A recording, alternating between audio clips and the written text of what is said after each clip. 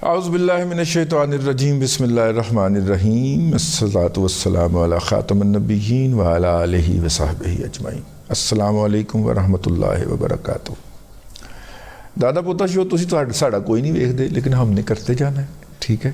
اب نہ دیکھیں بھلا، کبھی کبھار آتے ہیں آپ ہفتے میں 1-2 مرتبہ اور حاضری لگوا کے چلے جاتے ہیں کہ جی میں ریگولر ویکھنا نہیں دیکھتے آپ۔ اور بہت سارے احباب جو ہیں وہ مجھے ملتے ہیں اور یہ پوچھتے ہیں کہ دادا پوتا شو جو ہے وہ آپ کرتے ہیں، کیا کرتے تھے؟ تو میں کہتا ہوں میں اب بھی کرتا ہوں۔ بڑے حیران ہوتے ہیں، انہیں پتہ ہی نہیں ہوتا۔ اور اب تو یہ ہمارے مین سٹریم جو رضی نامہ ہے اس کے بارے میں بھی شروع ہو گیا کہ جناب آپ نے بڑے عرصے سے پروگرام نہیں کیا، وہ بھائی ہے نا، آپ جا کے دوبارہ اپنا وہ کیا کریں، اس کو سبسکرائب کیا کر لیں یا اس کو ریفریش کر لیا کریں۔ پروگرام تو ہم کرتے ہیں، کر رہے ہوتے ہیں، لیکن آپ نہیں دیکھ رہے ہوتے بھائی جان۔ تو روزانہ کے 3 رضی نامہ کرتے ہیں ہم، ایک دادا پوتا شو کرتے ہیں، تو ہوتا ہے جی۔ اور اپنے دوست احباب کو بتا دیا کریں یا ان کو کسی گروپ کے اندر ہفتے میں 1-8 مرتبہ اسی شیئر کر دیا کریں کہ یہ ریگولرلی ہو رہا ہے بھائی۔ تو آج کے دادا پوتا شو کے ساتھ آپ کی خدمت میں حاضر ہیں۔ سٹاک مارکیٹ اپنے ہائیسٹ لیول پہ جا چکی ہے اور سٹاک مارکیٹ جو ہے وہ 70,000 پوائنٹ کا لیول کراس کر چکی تھی جب یہ ولاگ کرنے آپ کی خدمت میں حاضر ہوا، اور 70,000 پوائنٹ کا لیول پار کرنے کے بعد سٹاک مارکیٹ جو ہے کیا یہاں پہ سٹے کرے گی؟ لیکن جو زیادہ تر پریڈکشنز ہیں وہ یہ ہے کہ یہ 75,000 کے لیول پہ جائے گی، اور بروکریج ہاؤس کے ریسرچ سیل کی ہے پریڈکشن ہے، پیش گوئی ہے کہ یہ 78,000 کے لیول پہ جائے گی۔ اور پاکستان کی سٹاک مارکیٹ میں سب سے زیادہ بلش رہنے والے عقیل بھائی جو ہیں، جن کے بارے میں شاعر نے کہا ہے کہ عقیل بھائی آندھا تو میٹھے چاول کھانا۔ عقیل بھائی کا پریڈکشن ہے کہ 90,000 سے اوپر پہ جائے گی، ٹھیک ہے؟ عقیل بھائی ہمیشہ بلش رہتے ہیں۔ تو بہرحال ہم کنزرویٹو رہتے ہوئے آپ کو بتا رہے ہیں کہ یہ 75 سے 78 کے درمیان کہیں جا کے سسٹین کرے گی، کیونکہ اس نے بہت تیزی کے ساتھ رائز کیا تھا۔ یہ تقریباً 42,000 سے آہستہ آہستہ چڑھنا شروع ہوئی، 48, 49, 48, 47, 49 تک یہ کافی دیر اس نے سسٹین کیا ہے اپنے آپ کو۔ پھر وہاں سے ایک دم یہ چڑھی ہے 50, 51, 52, 53, 58, 59, 60, 61, 62، ٹھیک ہے؟ یہ وہاں تک گئی اور 62, 63, 64 سے چلتی ہوئی اس نے 66 کو ٹچ کیا، پھر وہاں سے نیچے گئی اور پھر جناب 59, 58 تک جا کے پھر وہاں سے دوبارہ ریوائیول شروع ہوا۔ اب خبر یہ ہے جس کی بنیاد کے اوپر میں آپ سے یہ کہہ رہا ہوں کہ سٹاک مارکیٹ اور اوپر جائے گی، خبر یہ ہے کہ جو 9 ماہ والے IMF کے پیکج کی آخری قسط جاری کروانے کے لیے ہم IMF سے مذاکرات کرنے بیٹھے تھے، ان مذاکرات کے اندر ہم نے اگلے 3 سال کے پیکج کے لیے یا 3 سال کے معاہدے کے لیے جو اہم باتیں تھیں وہ طے کر لی۔ تو جب اس مہینے کے آخری ہفتے میں بقول اورنگزیب رمدے صاحب کے پاکستان کے IMF سے مذاکرات شروع ہوں گے تو اس میں بیشتر چیزیں پہلے ہی طے ہو چکی ہوں گی، کیونکہ پاکستان پہلے ہی IMF کے پروگرام میں ہے، تو بہت ساری چیزیں طے ہو چکی ہوں گی، بہت سارا ہوم ورک کر لیا ہوگا۔ جیسے چاچو سعودی عرب گئے تھے اور انہوں نے جو ہے وہ وعدہ کر لیا ہے انویسٹمنٹ کا، اور وہ انویسٹمنٹ جو ہے وہ $5 ارب کی ہے۔ ویسے وہ بھی بڑی انٹرسٹنگ ہے۔ تو یہ $5 ارب جو پاکستان کو وعدہ ملا ہے یا چاچو کو جو وعدہ ملا ہے، اگر میں آپ کو یاد دلاؤں تو عمران احمد خان نیازی اپنے پہلے دورے میں جب سعودی عرب گئے تھے تو سعودی عرب نے کہا تھا کہ $5 ارب کی تو ہم سرمایہ کاری کریں گے، $1 ارب کا یا $3 ارب کا آپ کو تیل ادھار دیں گے، اور اس طرح کا کوئی پیکج میرے پاکستانیوں مبارک ہو، پاکستان کو پیکج ملا، ٹھیک ہے نا؟ وہ یاد ہے نا تقریر اس کی؟ یہ ہر قرض ملنے کے اوپر یہ پاکستانیوں کو مبارکباد پیش کیا کرتا تھا اور قوم سے خطاب کیا کرتا تھا۔ چاچو نے ابھی تک کوئی خطاب نہیں کیتا قوم سے، یہ روزانہ قوم سے خطاب کرنے بیٹھا ہوتا تھا۔ تو یہ وہ والا ہے، تو اس کا ہم نے پیچھا کیا تھا اس وقت، اور ہم پوچھتے رہتے تھے وزارت خزانہ سے بھی اور وزارت تجارت سے بھی، یار ادھار تیل دا کی بنے ہیں؟ تو اس وقت انہوں نے 1.5 سال بعد ہمیں بتایا کہ ہم نے تو کچھ بھی نہیں کیا، اس کے اوپر ہوم ورک نہیں ہوا۔ اس کے کوئی سال ایک کے بعد انہوں نے لڑائی کر لی تھی سعودیوں کے ساتھ، منہ ماری کی تھی شاہ محمود قریشی نے۔ شاہ محمود قریشی کو کیوں نہیں چھوڑ رہے جیل سے؟ ٹھیک ہے نا، شاہ محمود قریشی نے جانتے بوجھتے ہوئے جو لڑائی کی تھی سعودی عرب کے ساتھ، وہ ہے اصل جرم، اس کا مانے گا کوئی نہیں، لیکن وہ جرم ہے۔ جس طرح اس نے سعودیوں کے ساتھ تعلقات کا بیڑا غرق کیا تھا، اس کے تحت اس کو نہیں معافی مل رہی، ٹھیک ہے۔ تو ہماری مقتدرہ کی طرف سے بھئی ہم نے ریٹ لگوانا تھا، تھوڑا سا ناراض ہو کے، تھوڑا سا کندھے اچکا کے، تھوڑا سا رخ ایسے کر کے، تو سیدھا سیدھا لاڑی بھی ہے اس نے، ٹھیک ہے۔ تو اس وجہ سے ان کو یہ ہو رہا ہے۔ تو وہی 5 ارب روپے کا، 5 ارب ڈالر کا وعدہ انہوں نے اٹھا کے پھر ہمیں دے دیا۔ اس دوران ہوا پاکستان کے اس کے اندر انہوں نے پیسے رکھے، پاکستان کے اسٹیٹ بینک آف پاکستان کے اندر 4.5% انٹرسٹ ریٹ پہ۔ یہ جو ہوگا یہ سرمایہ کاری ہوگا، لیکن اس میں جو ڈالرز آئیں گے، وہ ڈالرز جو ہوں گے یا سعودی ریال آئیں گے، وہ جو ہوں گے وہ ہم اپنی زر مبادلہ کی ضروریات پوری کرنے کے لیے استعمال کریں گے۔ یوں IMF کو کہیں گے کہ دیکھیں ہمارے پاس اتنے ڈالر تو ہیں نا جی، آگے چکے ہیں نا جی۔ تو یہ ہے اس وقت صورتحال، اگر میں آپ کی خدمت میں عرض کروں تو اس لیے ان تمام بنیادوں کے اوپر میں آپ سے یہ کہہ رہا ہوں کہ سٹاک مارکیٹ جو ہے وہ 75,000 سے اوپر جا سکتی ہے۔ نتائج کا سیزن بھی شروع ہو گیا، نتائج آنا شروع ہوں گے، کمپنیاں پے کرنا شروع کریں گی، ڈیویڈنڈ وغیرہ عید کے فوراً بعد شروع ہو جانا، تو اس سے بھی بوسٹر لگیں گے سٹاک مارکیٹ کو، تو سٹاک مارکیٹ اوپر جائے گی۔ روپیہ جو ہے وہ سٹیبل ہے، بلکہ دن بدن امپروو ہو رہا ہے، اور اس کی وجہ یہ ہے کہ بیرون ملک سے ترسیلات زر آتی ہیں، عید کے اوپر، بڑی عید کے اوپر بھی، چھوٹی عید کے اوپر بھی۔ چھوٹی عید کے اوپر زیادہ آتی ہیں کیونکہ بیرون ملک مقیم بہت سارے پاکستانی، اور کچھ کریں یا نہ کریں، اپنی زکوٰۃ پاکستان بھجوا دیتے ہیں۔ کچھ تو شوکت خانم کی عیاشی کے لیے دے دیتے ہیں کہ عمران احمد خان نیازی صاحب جو ہیں وہ اس کے اوپر عیاشی فرما سکیں، جوا کھیل سکیں، اوورسیز میں بہنوں کی جائیدادیں بنا سکیں۔ کچھ جو عقل کے مارے ہوئے منجے ہوئے لوگ ہیں، منجے ہوئے نہیں کہہ رہا، منجے ہوئے جو لوگ ہیں جن کی عقل گھاس چرنے گئی ہوئی ہے، جو کہتے ہیں عمران خان ہمارا فخر ہے، ٹھیک ہے بھائی، فخر نہیں کہا، فخر کہا ہے، تو میں نے ریپیٹ کی ان کی بات۔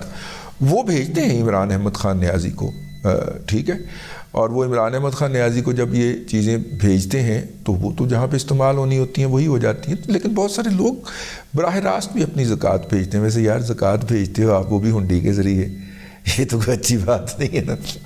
زکوٰۃ بینکنگ چینل سے بھیجنی چاہیے، ویسے وہ آتی ہے، زیادہ تر لوگ بینکنگ چینل سے بھیجتے ہیں، تو اس سے پاکستان کو بیلنس ڈالرز مل جاتے ہیں، بیلنس آف پیمنٹ کو بہتر کرنے کی جو ہے وہ ان کو موقع مل جاتا ہے۔ تو وہ بیلنس آف پیمنٹ بہتر ہوتا ہے تو روپے کی قدر میں اضافہ ہوتا ہے، تو روپے کی قدر میں اضافہ ہوا ہے۔ تو یہ تھا ایک پورا معاشی منظرنامہ، میں نے کہا آپ کی خدمت میں عرض کر دیا جائے۔ اب چلتے ہیں جناب فیڈ بیک کی طرف، اور فیڈ بیک جو ہے میں نے کہا وہ آپ کو بتا ہی دے۔ السلام علیکم دادا جی، میں اکبر خان بات کر رہا ہوں راولپنڈی سے۔ ویسے ہوں تو میں عمران خان کا ووٹر، لیکن یہ ہے کہ میں آپ کے دونوں پروگرام پچھلے 2-3 سال سے ریگولر سن رہا ہوں اور بہت اچھا لگتا ہے، بڑی آپ زبردست بات کرتے ہیں، اس میں بالکل ہمارا جو بھی بندہ اگر کسی بھی پارٹی کا وہ سنے گا تو اس کا ذہن کھل جاتا ہے۔ اچھا دادا جی، آپ سے بات یہ کرنی تھی کہ پنجاب حکومت میں یا وفاق میں آپ کی ابھی ماشاءاللہ سنی جا رہی ہے، تو ایک یہ ریکویسٹ ہماری یہ پہنچا دیں کہ جو پرائم منسٹر یوتھ لون انہوں نے شروع کیا ہوا تھا، اس میں نے اپلائی کیا تھا 2017-18 میں، جب عمران خان نے وہ سٹارٹ کیا تھا، تو وہ لون مجھے پرائم منسٹر والا تو نہیں ملا، لیکن اسٹینڈرڈ چارٹر بینک سے مجھے اس ٹائم لون مل گیا تھا۔ جو میرے گھر کے پیپر تھے وہ میں نے پلیج کرا کے مجھے لون مل گیا تھا، تقریباً کوئی 65 لاکھ روپیہ۔ تو تب پالیسی ریٹ تھا 11%۔ ابھی یہ چوتھا سال چل رہا ہے لون کا، اور ایک بھی میری قسط لیٹ نہیں ہوئی نا۔ تو لیکن پالیسی ریٹ جو اسٹیٹ بینک کا ہے وہ بہت آگے چلا گیا ہے, قسط بہت زیادہ ہو گیا ہے. تو اب انہوں نے پنجاب حکومت نے بھی, وفاق نے بھی دوبارہ وہ شروع کیا ہوا ہے. تو ایک انہیں یہ اگر آپ بات کر دیں کہ مہربانی کریں کہ جن بندوں کی پہلے سے لون چل رہے ہیں اور انہوں نے ایک بھی قسط 4 سال میں لیٹ نہیں کی, تو ان کو بھی کوئی ایسی فیسلٹی دیں کہ وہ اپنا یہ بیلنس ٹرانسفر اس اسکیم میں کر سکیں. اگر تو ہمیں اسٹینڈرڈ چارٹر بینک ہمارے مکان پہ ہمیں پیسے دے سکتا ہے, تو یہ سرکاری جو اسکیمیں ہوتی ہیں اس میں پیسے کیوں نہیں ملتے, اس میں یہ کیوں نہیں دیتے؟ تو یہ مہربانی کریں, جنہوں نے لون لیا ہوا ہے ان کے لیے بھی کوئی آسانی پیدا کریں, کیونکہ بزنس ہمارا چل رہا ہے الحمدللہ. لیکن جہاں پہ قسط ہماری 70,000 روپے تھی, ابھی قسط ہماری 1,36,000 روپیہ ہو گئی ہے.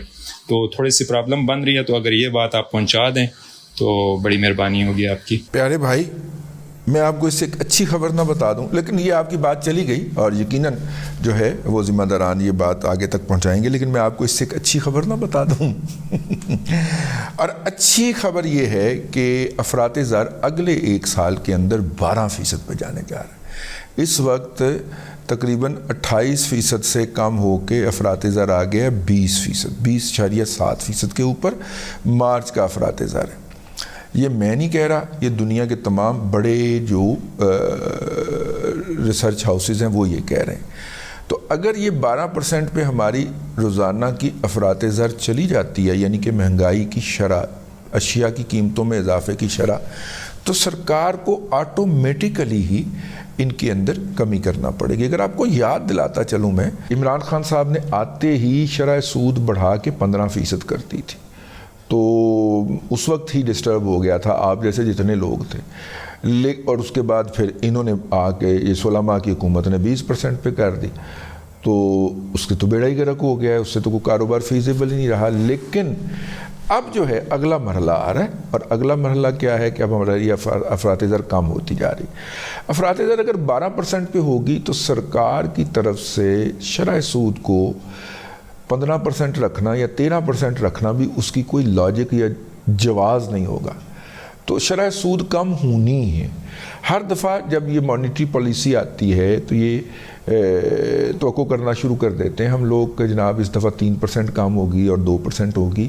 اورنگزیب حمدے صاحب نے 2 دفعہ چاکا دے کے نہیں کی, ٹھیک ہو گیا. تو اب جناب جو ہے یہ بات اگر 12% افراط زر ہونے جا رہی ہے تو اس کا مطلب ہے کہ یہ 12-13% کے اوپر چلا جائے گا شرح سود, تو آپ کے لیے قابل برداشت ہو جائے گی. تاہم یہ جو پالیسی ہے جس کا آپ نے ذکر کیا ہے یوتھ لون سکیم کی, اس کی انیشیٹر تھیں محترمہ مریم نواز شریف, اور 2 انیشیٹو جو تھے وہ محترمہ مریم نواز شریف صاحبہ نے لانچ کیے تھے, ایک یوتھ لون والا اور ایک ہیلتھ کارڈ والا. ہیلتھ کارڈ والا تو شاید 1997 سے یہ ہمارے پاس فنڈنگ ہے ایشیائی ترقیاتی بینک کی, اور ہم اس کو لانچ کرتے رہے ہیں. میں بھی ہیلتھ کارڈ کے سلسلے میں ہوئی 97-98 کی میٹنگ کے اندر بطور جرنلسٹ آبزرور کے طور پہ شریک ہوتا رہا ہوں, اس لیے میں پورے اعتماد کے ساتھ آپ کو یہ بات بتا سکتا ہوں. تو اس وقت یہ سارا کنسیپٹ تھا, لیکن ہم نے اصرار کر کے اس کو محدود کروایا تھا کہ یہ صرف سرکاری ہسپتالوں کے اندر ہوگا, اور یوں ان ہسپتالوں کی مالی حالت بہتر ہو جائے گی. لیکن تبدیلی اس کے اندر یہ ہوئی یا کی گئی کہ اسے نجی ہسپتالوں تک ایکسٹینڈ کر دیا گیا, اور نجی ہسپتال بھی وہ جو 1-2 کمروں کے ہوتے ہیں, اور پھر انہوں نے وہ بیڑا غرق کیا ہے, اس کو مس یوز کیا ہے, کھربوں روپے اس کے ذریعے وصول کیے گئے. تاہم یہ ہمارا آج کا موضوع نہیں ہے, اور ناجائز وصول کیے گئے, کرپشن ہوئی ہے, باقاعدہ کرپشن ہے. تو اب آپ کہیں گے, آپ کو as a P T I supporter سوال کرنا چاہیے کہ سرکار جو ہے اس کو کرتی کیوں نہیں ہے. سرکار اس لیے نہیں کرتی کہ اس میں کچھ ایسے افسر پھنستے ہیں جو کہ آنکھ کے تارے ہیں جناب شہباز شریف صاحب کے, ٹھیک ہے. مجھے یاد ہے عمران خان صاحب کی بہت ساری کرپشن ہے, اور خاص طور پہ جو انہوں نے اپنی بہنوں کو اور اپنے کزنوں کو جو زمینیں الاٹ کی ہیں, ان سرویڈ زمینیں دریا کے اندر جو ہوتی ہیں جن کا سروے نہیں ہوا, وہ زمینیں عثمان بزدار سے لے کے عمران احمد خان نیازی تک ہزاروں ایکڑ الاٹ کی ہیں. لیکن وہ کچھ ایسے لوگوں کو بھی الاٹ ہوئی ہیں جو جناب شہباز شریف صاحب کی آنکھ کا تارا ہیں, بھلے وہ الیکٹڈ لوگ ہیں اور بھلے وہ سلیکٹڈ یعنی کہ بیوروکریٹ لوگ ہیں، تو اس لیے وہ اس کو ہاتھ نہیں لگاتے، اس لیے نہیں ہوتا. تو خیر یہ تو ایسے ہی ہو گیا. تو بھائی وہ جو مریم نواز شریف کا انیشیٹو تھا جس کے اوپر سے پھر کیس گیا تھا، میرے خیال پر اظہر صدیق لے کے گیا سی ایڈوکیٹ، اور وہ ہٹایا تھا اس نے، بابر رحمتے نے مریم نواز شریف کو اس عہدے سے ہٹا دیا تھا. تو اس کے بعد پھر یہ 2013-14 کے اندر، اس کے بعد پھر یا مطلب کہ اس عرصے کے اندر انہیں اس عہدے سے ہٹا دیا گیا تھا. ابھی نہیں آیا تھا بابا رحمتہ، لیکن عدلیہ نے، عمرانڈو عدلیہ نے انہیں ہٹا دیا تھا. تو اس کے بعد وہ پی ایم ایل این کے دور کے اندر تو وہ پھر کسی نے اس جوش اور جذبے کے ساتھ کام نہیں کیا. 1 یا 2 سال وہ لون جو تھا اس کی اسکیم جاری رہی تھی. تو اس کے اندر کیا تھا کہ اس وقت شرح سود تھی تقریباً کوئی 10-12% یا 8%. تو انہوں نے شروع کیا تھا کہ جناب جو آپ جیسے انٹرپرنیور ہوں گے ان کو 5% اور 3% پہ، صنعت کو 3% پہ تھا، تجارت کے لیے نہیں تھا، صنعت کے لیے تھا 3% یا 5% پہ ملنا تھا. لیکن شرح سود پھر ان کے دور کے آخر تک ہی 5% پہ یا 6% پہ گئی تھی. تو وہ کوئی زیادہ فرق نہیں پڑتا تھا. لوگ جو کاروبار کرنا چاہ رہے تھے ان کو اس کی ضرورت نہیں تھی، فیزیبلٹی بنا کے سمیڈا کا ادارہ دیا کرتا تھا. تو بہرحال ہم آپ کی بات پہنچا رہے ہیں. اب اگرچہ مریم وہاں پہ نہیں ہے وفاق کے اندر، وہ صوبے میں ہیں، لیکن صوبے کے لیے بھی وہ کچھ کریں گی. آپ جون کے بجٹ کا انتظار کر لیں. میرے علم میں ہے کچھ اس طرح کی چیزیں جو ہو رہی ہیں.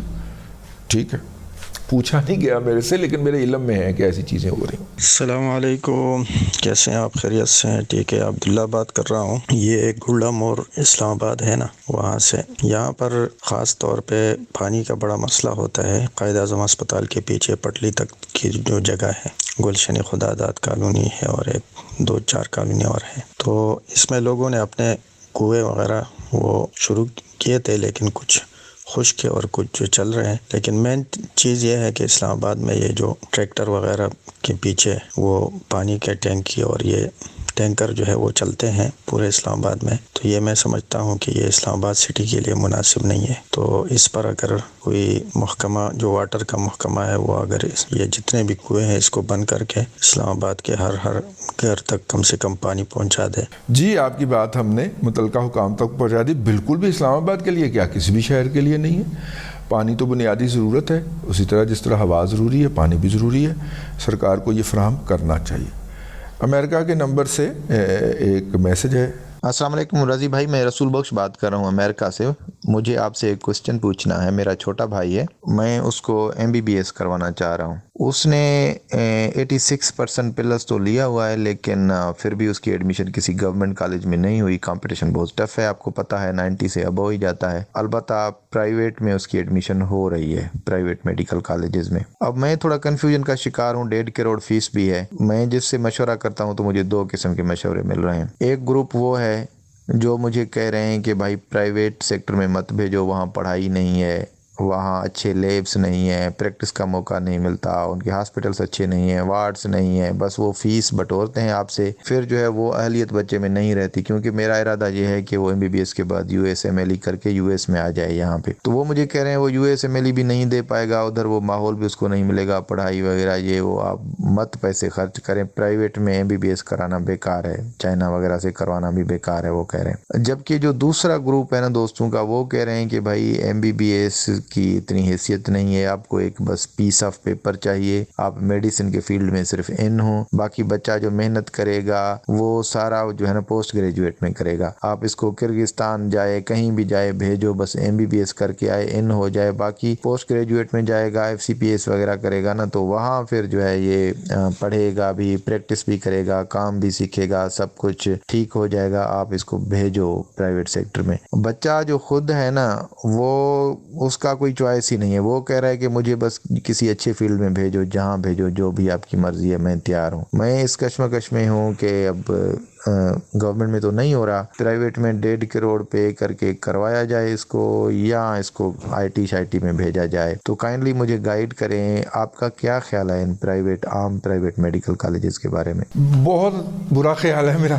ٹھیک ہے، لیکن میں آپ سے ایک بات عرض کرتا چلوں اس حوالے سے نا دیکھیے پرائیویٹ کالج کے اندر جہاں تک بات آپ نے کہی ہے، پرائیویٹ کالجز میں سے لوگ پاس تو کر لیتے ہیں لیکن جو میڈیکل ڈینٹل کونسل کا ایگزام ہے اس میں رہ جاتے ہیں. میں آپ کو کئی دفعہ عرض کر چکا ہوں، ہمارے ایک جاننے والے ہیں، انہوں نے بتایا جو PMDC میں ہوتے تھے، انہوں نے کہا کہ 4600 ایسی روح ہیں جو کہ یہاں سے زمین سے تو انتقال کر جاتی ہیں، راستے میں بھٹکتی رہتی ہیں، آسمان پہ نہیں پہنچتی یا پہنچی. تو میں نے انہیں پوچھا یہ کون سی 4600 روح ہیں؟ انہوں نے کہا جو چائنا سے، میجورٹی ان میں سے چائنا سے اور جو سینٹرل ایشین ریپبلک سے MBBS کر کے آئے ہیں اور وہ امتحان نہیں پاس کر پا رہے. پرائیویٹ کالجز کے یا یہ جو سینٹرل ایشین کے کرغزستان وغیرہ کے جو لوگ ہیں، وہاں سے گریجویٹ لوگ جو ہوتے ہیں، ان کے ساتھ یہ ٹریجڈی ہوتی ہے. تو یہ ٹریجڈی تو ہے اپنی جگہ کے اوپر. اچھا، دوسری بات یہ ہے کہ میڈیکل کا شعبہ جو ہے وہ آگے سے ایکسپینڈ ہو جانا ہے. 2040 تک تو یہ فزیشین والا رگڑا تو ویسے ہی نکل جانا ہے، کیونکہ مطلب کہا یہ جا رہا ہے کہ یہ پروفیشن بچنا ہی نہیں ہے، صرف سرجری والا بچ جانا ہے، وہ بھی آرٹیفیشل انٹیلیجنس سے بہت پرفیکشن کی طرف چلا جائے گا اور MBBS ویسے ہی فارغ ہو جائے گا. لیکن ہمارے لسنر میں سے ایک رائے میں نے کہا آپ کو اور بھی مل جائے نا، ہاں اس کے اوپر اگر آپ زور دے رہے ہیں تو. ایک اور بھی بات ہے کہ ہمارے ایک جاننے والے ہیں، اس کے لسنر بھی ہیں ہمارے دادا پوتا شو کے، اس وقت وہ کینیڈا میں، اور ایک اور ہیں وہ امریکہ میں بہت اعلیٰ عہدے پہ ہیں اور وہ فارماسسٹ ہیں.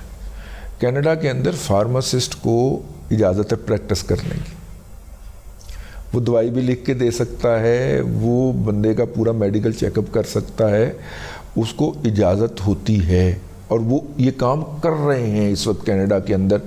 ہے امریکہ کا مجھے اتنا زیادہ نہیں پتہ، ندیم ضیاء صاحب بتائیں گے، لیکن وہ کر رہا ہے اس وقت. ٹھیک ہے، تو اس کا مطلب کیا ہے؟ اس کا مطلب یہ ہے کہ صرف میڈیکل میں جانا کوئی زندگی کی آخری اچیومنٹ نہیں ہے. 1.5 کروڑ روپے خرچ کرنے کی بجائے اگر 20 لاکھ 30 لاکھ کے اندر فارمیسی کی ڈگری ہوتی ہے تو وہ بھی کروا لیں. ایک بات.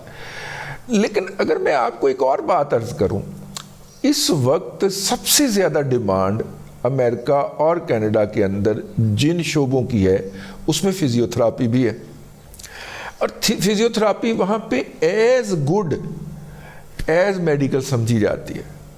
ذرا میں آپ کا مائنڈ کھول رہا ہوں، اس کی طرف جائیے. فزیوتھراپی کے اوپر بھی بہت کم پیسے لگتے ہیں اور پاکستان میں سب سے آسانی سے ہو جاتی ہے.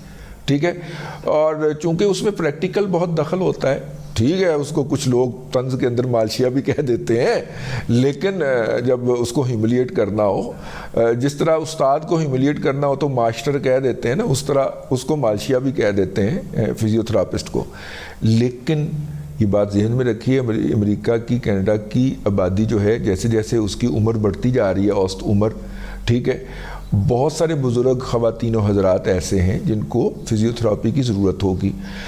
تو میری یہ خواہش ہوگی، میں ہاتھ باندھ کے عرض کر رہا ہوں، میری یہ خواہش ہوگی اگر بھگوان آپ کے دماغ کھول دے تو آپ میڈیکل کی دیوار کے اندر، MBBS کی دیوار کے اندر ٹکر مارنے کی بجائے نا، اگر آپ نے اس کو سیف اینڈ ساؤنڈ طریقے سے امریکہ میں لینڈ کروانا ہے، اور سب سے پہلے آرٹیفیشل انٹیلیجنس کہاں پہ آنی ہے؟